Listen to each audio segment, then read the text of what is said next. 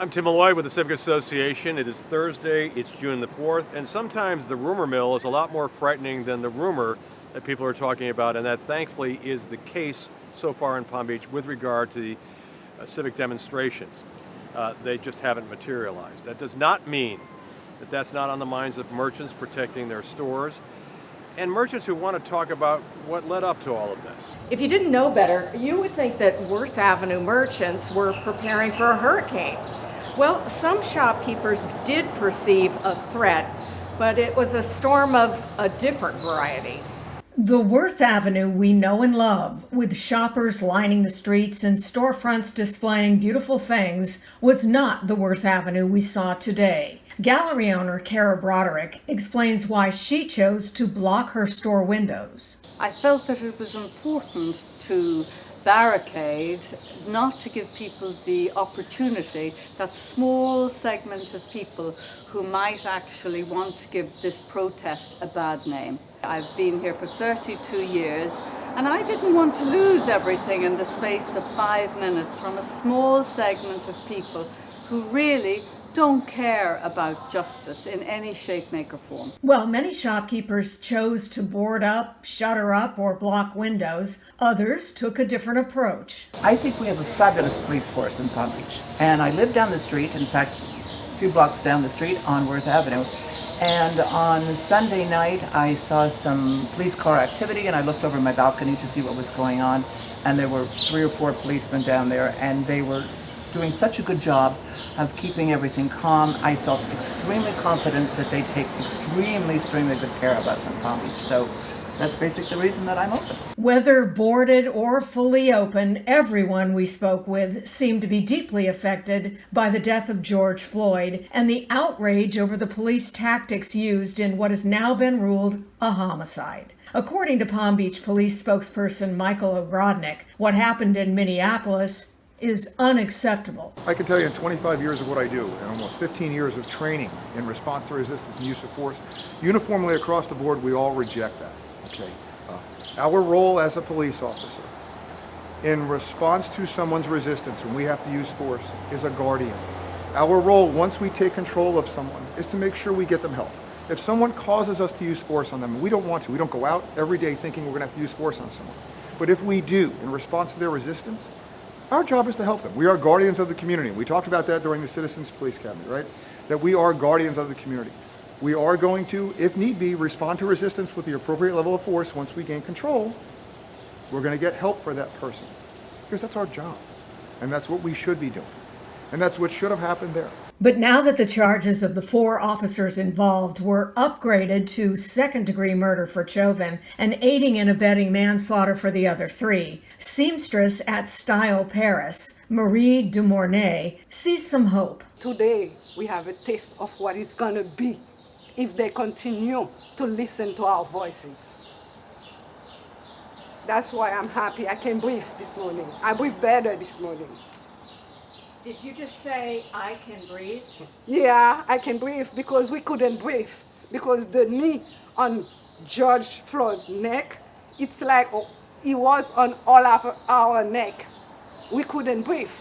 But now, seeing them trying to respond with what we wanted, the justice what we dream of, now I breathe better.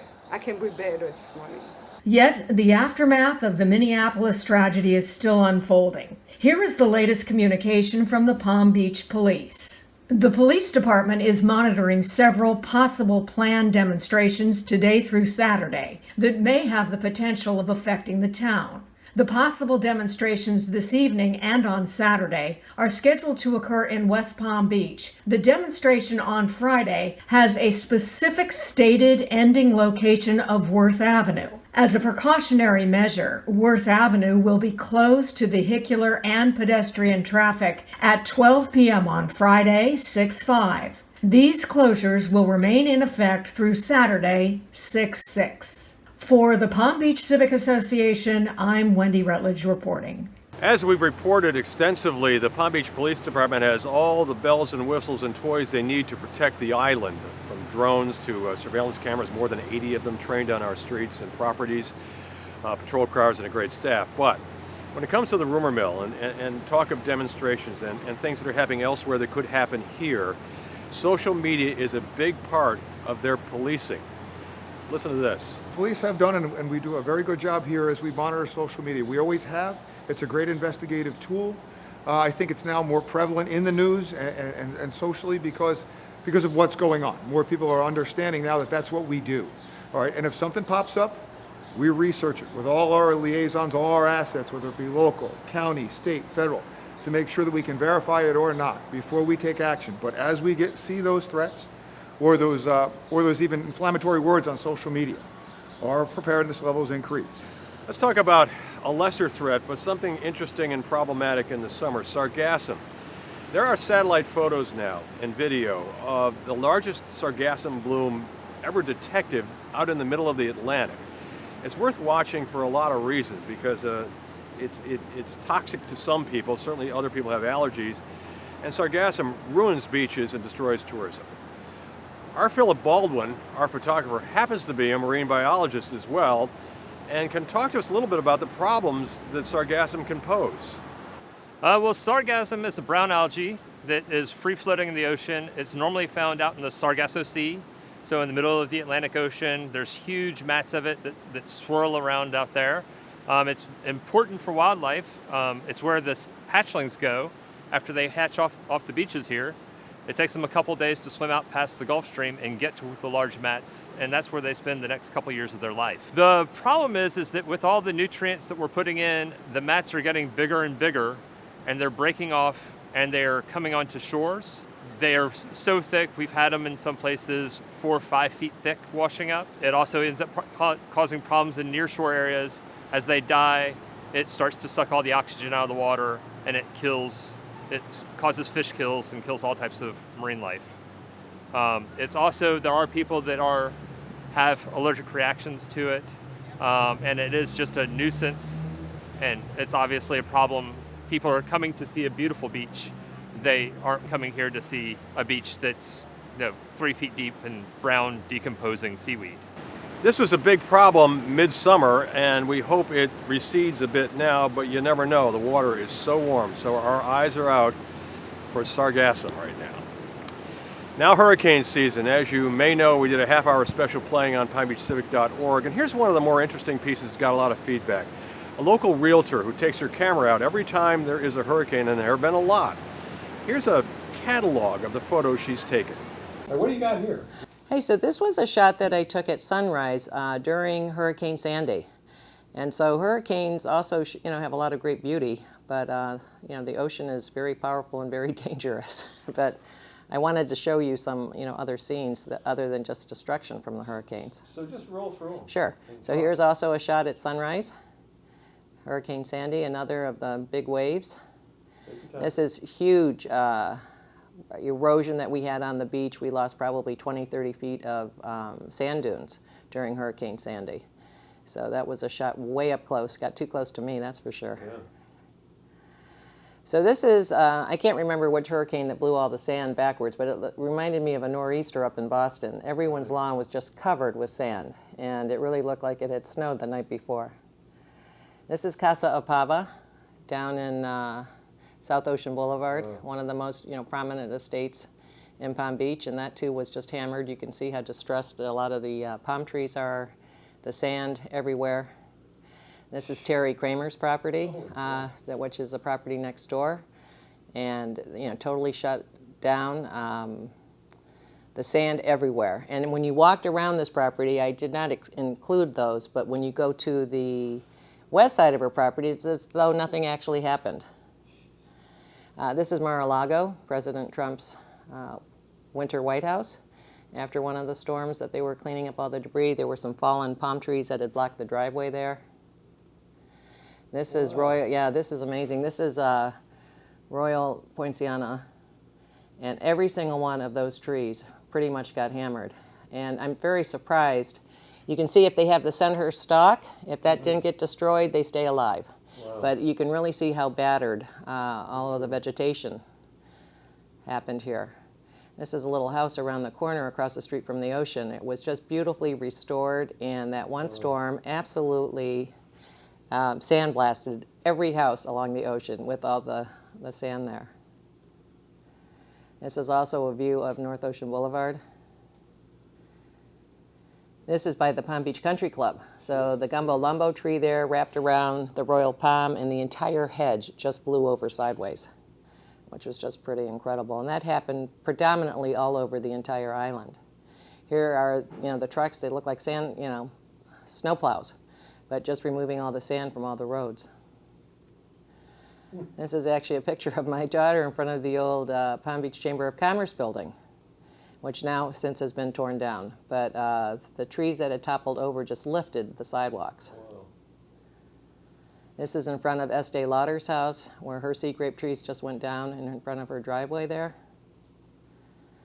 Another scene, this is one of the most scenic routes in all of Palm Beach, and we lost so many of those trees, but it literally lifted the sidewalks, damaged the streets. So this is what I was telling you, right by the Biltmore, where we have those beautiful topiary ficus trees, and they literally all ended up crooked all the way down. So I think I have another shot of them coming from the other angle. I'm not sure they're in a row, but I just thought that was remarkable. Here's a shot down from my street in front of the former Kennedy's parking lot there, where the trees just went down. Also trees along County Road, North County Road. Jeez. Again, total being uprooted. This is everyone's famous and most favorite police officer, but they set up a station there to deliver ice. We lost electricity for 2 weeks this one storm, and they were delivering ice to all the residents, which was pretty wonderful. So one storm totally wiped out almost every wooden dock along the Intercoastal Waterway. And I was just on a bike ride earlier this morning, and I noticed how almost every single one of these docks were replaced with cement docks, which probably needed to happen. Here's other trees, there's the gumbo lumbo that went down. So total destruction along the Intercoastal Waterway there. These are another dock that got wiped out near the Sailfish Club there. Wow. So many sailboats and different vessels got smashed into the seawalls. People forget how crazy this was. It was unbelievable, Tim, and it went on for so long, and it was really depressing to seeing, Palm Beach is always so pristine, and there's such a freshness, usually in the air, and having, this amount of debris and the broken trees, I just felt like nature was weeping and sighing. Here's the Sailfish Club. They were trying to, clean all the bike trails. There was a lot of floating docks that broke open, and so tons of styrofoam were everywhere. So many boats capsized, turned. So this is the beach looking towards Singer Island, where, massive tree trunks and branches all got drifted up there. Same going down looking south, and that point there is the breakers. Yep. So more debris, broken sailboats. Docks.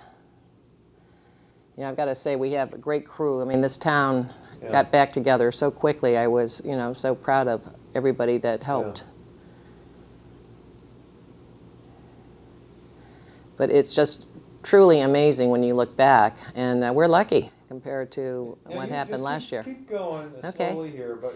So this is Ivana Trump's boat. It actually, the boat captain freaked out. It hit Alfie Fonhol's dock. And I was told that the Fonhols found him cowering in a bush on their property, and they had to get a huge crane to come and lift that thing away. So this is over by the North Bridge, and so we lost a lot of major trees there. This is Royal Poinciana Plaza, which we lost a fair amount of all the vegetation there. They had cypress trees there and all the palm trees. This is the new White Elephant now, the old Palm Beach Hotel. So there's the angle from the other side, which I think, isn't that a great shot? Did they remove them? Or no, they were able to straighten up and save them. And it's interesting, several years later, there was another hurricane that just had a lot of wind. I think I have a picture there. So the trees got terribly burned, but they ended up surviving. Here's a sailboat that just wrapped right, I don't know how the heck it did that, but it wrapped right around that palm tree. So that had to be some heavy rains. So this is over by Bob Eichelberger's property, and he was one of the first people to hire a crane to, rather than cut these trees down. He pulled a huge crane and he saved them. And I really wish that the town of Palm Beach would have done some of that too along that one way.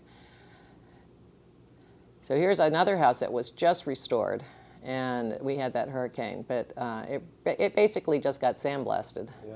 So here's a property where we had tons of wind, very little rain, and it totally burnt all the vegetation on the south side. Yeah. And if you look, I don't know if I have another photograph that you could see, the other side is totally green.